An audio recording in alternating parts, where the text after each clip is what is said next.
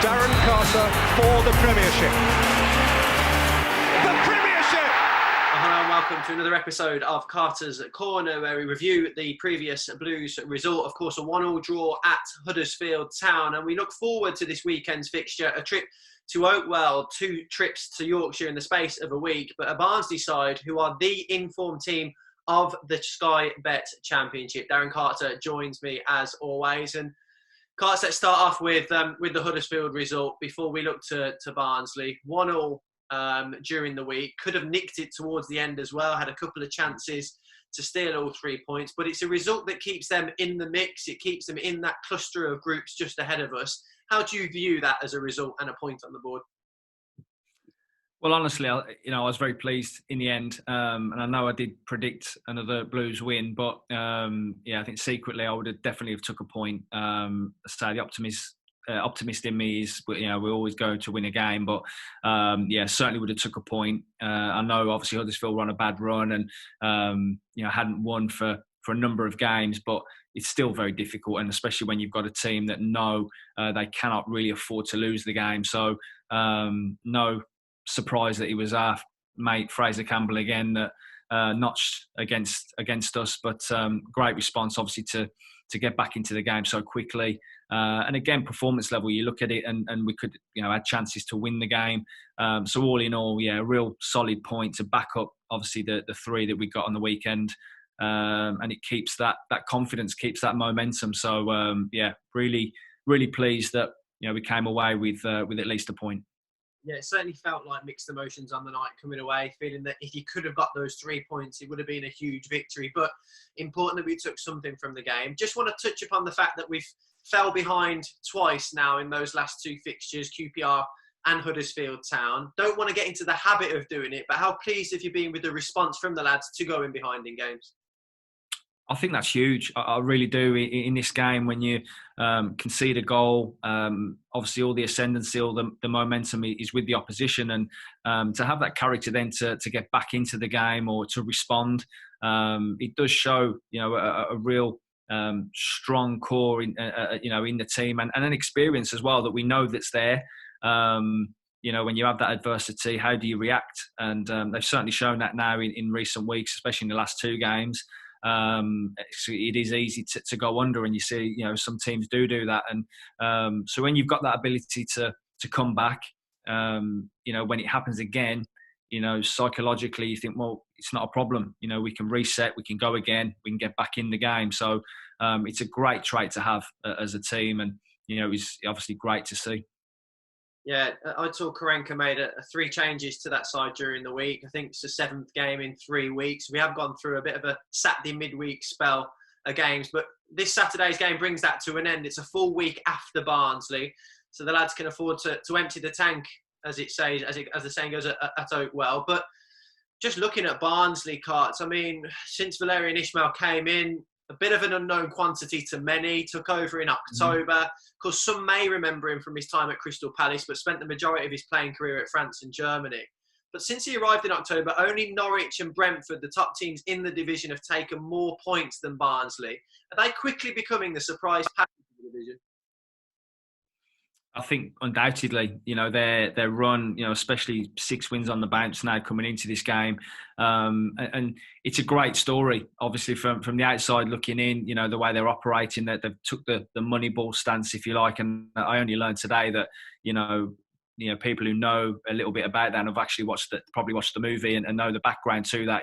Billy Beane, who was the innovator of that in baseball in America, actually has a small stake in Barnsley. So it's obviously driven on their recruitment, stats and playing a certain brand of football in a certain way. And I think Blues, obviously, we've seen that full force, didn't we, in the first game at St Andrews in the early part of the season. So it's a great story, as I said, but you have to try and deal with that. And it's certainly got them excited. The fans are excited again, and talk about when they obviously got into the Premier League a number of years ago with Neil Redfern and all that. So there's a real buzz around them, which obviously we've got to try and combat at the weekend. Yeah, back in 1998, their last appearance in the Premier League. But you look at this Barnsley side, an average age of 23 years, just over 23 and a half years old for the average age of the team. Corley Woodrow on 12 goals, Alex Mowat, the skipper, also chipping in with 6 goals and 6 assists. But this is a team who can run you over on their day, and the full energy of a group, counter-pressing, it's direct football. Do you have to just look to match that, Carts, first and foremost, before you can even start thinking about playing football? Well, yeah, I think the one thing going into the game is, and I'm sure obviously the game plan will be, purely based on trying to match that. But again, they play with such high energy, they high press. You combat them by being organised yourself and being patient. And I wouldn't say slowing the game down, but maybe that is a tactic that will work against them. Trying to limit transition and counter attacks, not letting the game get too stretched. And Blues, I think, have done a real good job of that. Especially in recent weeks of having that solid shape to go back on, to fall back on, and trying to nullify them, if you like. And that's not to say we go there with a sort of a defensive attitude, but also knowing that on the turnover, because they press high, because they are high energy, you can catch them on the counter attack. So I expect the Blues to go there with a real rigid shape, be good off the ball, but also then look to exploit the gaps that they do leave defensively. You wonder whether the game will be decided in the later stages, given the fact that that's the way Barnsley play. And we've seen already this season, Valérien Ismaël not afraid to make wholesale changes.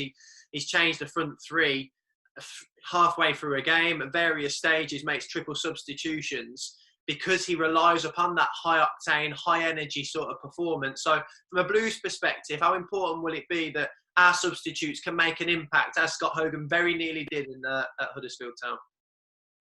Yeah, I think, for a substitute now, especially with the volume of games, you have to be ready and ready to make an impact. And as you say, that the way that they play, it is going to be, very telling fitness-wise, stamina-wise, and you may get to, 55 minutes an hour, and certain players who have had to play a lot of games, in a short space of time, that fatigue. So, especially having the extra subs now to come onto the field, it really is a squad game, and Saturday, I think, will, as you say, be a big key that the players understand who they're on the bench. That they can make a real big impact on the game, and just be ready, to come into, because it is always hard when the game is, quite quick and the tempo's high. It's hard then as a sub to get acclimatised to that, quickly. So that is all about how you warm up and make sure that you get to the tempo of the game as quick as you can. There's certainly a lot of depth in that Blues squad. We have the numbers to cope with the demands, with 5 substitutes, of course, allowed this season. I wanted to just touch upon a comment that Aitor Karanka made in his pre-match press conference with us this week. Said it could suit us going to an informed team. He felt that against the likes of Sheffield Wednesday and Huddersfield Town, teams that were around us in the division, felt like big games. The nerves were almost tangible during the game, whereas you go to a side like Barnsley, who are absolutely flying, chasing the playoff spots, the freedom's there to go and give this game a right good go on Saturday. It is, yeah, and Barnsley will be in the ascendancy, obviously, purely because of the run they're on, their league position. And let's be honest, they'll look at this game at home as one that they'll, pinpoint as getting a win and getting the 3 points. So, when a team is going to come at you, I think Blues have showed a good